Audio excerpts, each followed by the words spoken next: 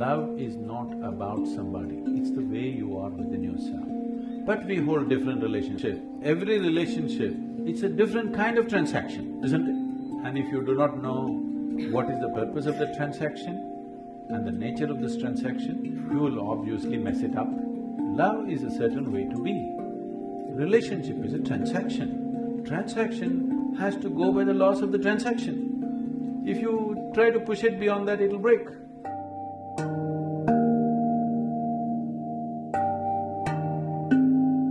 I've got two questions, sir. Love is categorized into various types, like maternal love, paternal love, love between siblings, between spouse, between man and woman. I want to know whether there is any correlation between sex, love and meditation. That is the first question. Second is Shiv and Shakti. Shakti is energy and energy is matter.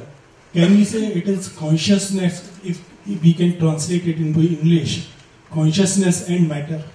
Second question, no. It's a complete… there's too much of wrong depiction happening. I don't know if we have the time to look at that, because that's a certain dimension of life which has to be looked at in a certain way. For the first one, there is… see, I think we've already gone through this. See, love is not about somebody, please understand. A relationship is about somebody. We hold different relationships with different kinds of people, isn't it? Depending upon what is the nature of activity we are in. Now, your child comes here out of your love, you grab him and put him on your lap. Your neighbor comes, please don't do that.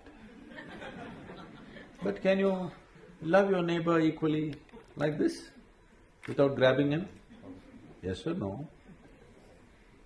So, your mother comes, you go and do this and express your love. Your dog comes, boo boo boo boo boo, you do. Can you love your dog as much as your mother, I'm asking you? Oh, dog and mother, he's comparing.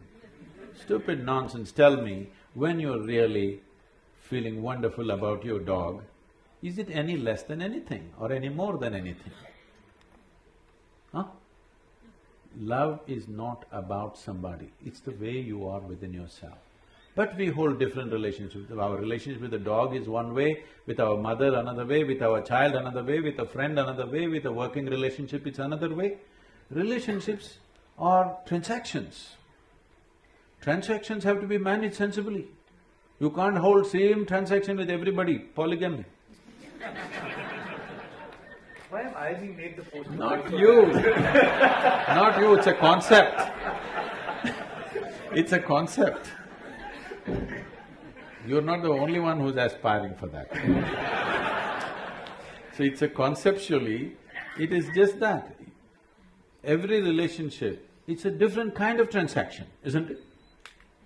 And if you do not know what is the purpose of the transaction and the nature of this transaction, you will obviously mess it up. You'll obviously mess it up, it doesn't matter how close they are to you, you will see it'll got… Many number of people it's happened, people who thought they are one and they'll never get separated are in horrible, hateful situations between them, not because of anything else, not because they're bad people, not because something else, just that you do not understand the limitations, you mistake action and the way to be.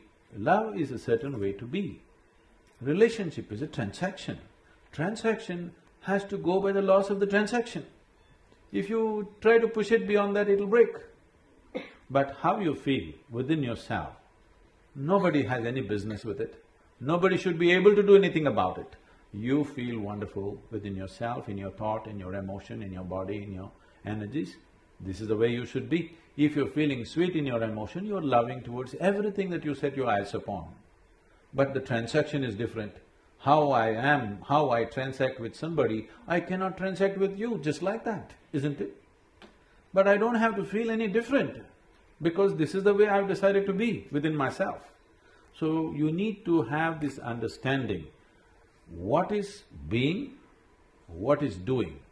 If this distinction is not there, then you'll mix it up and you think this is that is this. I love you is a fake statement. I'm in love, all right. I can't love you, it's not possible. I can transact with you, in a certain way. But I'm loving. Because I'm loving, the transaction also has that quality. If I'm not loving, the transaction will not have that quality, isn't it? Sir, my question was correlation between sex, love and meditation. Is there any correlation with meditation? Is there any correlation between sex, love and meditation? I thought we separated sex and love sufficiently. Sexuality means… I'm not trying to make a moral judgment on it, I have no such thing about it. It is just that your intelligence has been hijacked by your hormones.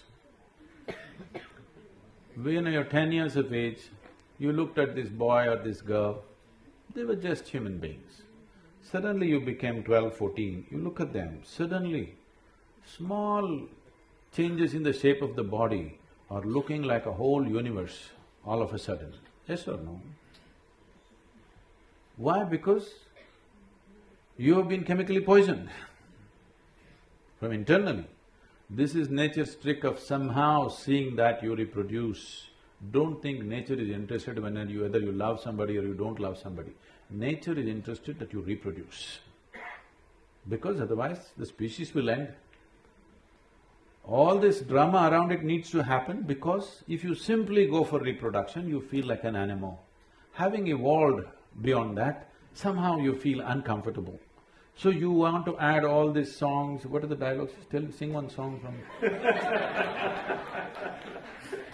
You have to do all this to make you feel like it's something else, it's not about this. But no, sexuality is just that, hormonally driven.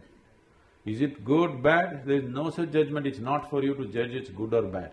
The question is for you personally, how strong a force is it within you? Do you want to dedicate your life for that or no? That's something that you have to take a call. How is it connected to meditation? The word meditation in English language doesn't mean anything, actually. That's why everybody uses it. If you close your eyes and sit, in English they will say you're meditating. With eyes closed you can do many things.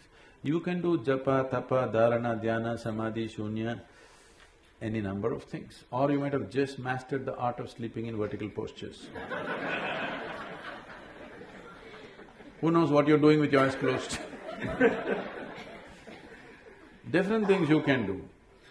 So, if we assume that meditation means dhyan, again the word dhyan is being used too loosely, it is not specific in today's usage, but it has a specific meaning. It means that if you sit here, your body is here, your mind is there, what is you is somewhere else.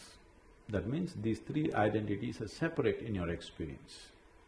Once these three things are separate, then where is the question of asking the process of the body, the process of the mind, what has it got to do with this? Is there a correlation? No, there isn't. Now, oh, so if I meditate I can't have sex, if I have sex I can't meditate. That's not the thing. Meditation is not an act, it's a quality. If you cultivate your body, mind, energy and emotion to a certain level of maturity, you become meditative. It is like the fragrance of a flower. If the flower has blossomed, there is fragrance. If a flower doesn't blossom, you can spray something and go, but it'll not be the same. There's a difference between what exudes from within you and what you put on from outside. There's a big, huge difference. It's a question of life and death. The difference is between life and death. You can even make a dead body smell good if you spray something, but that's different. Exuding a certain fragrance is completely different.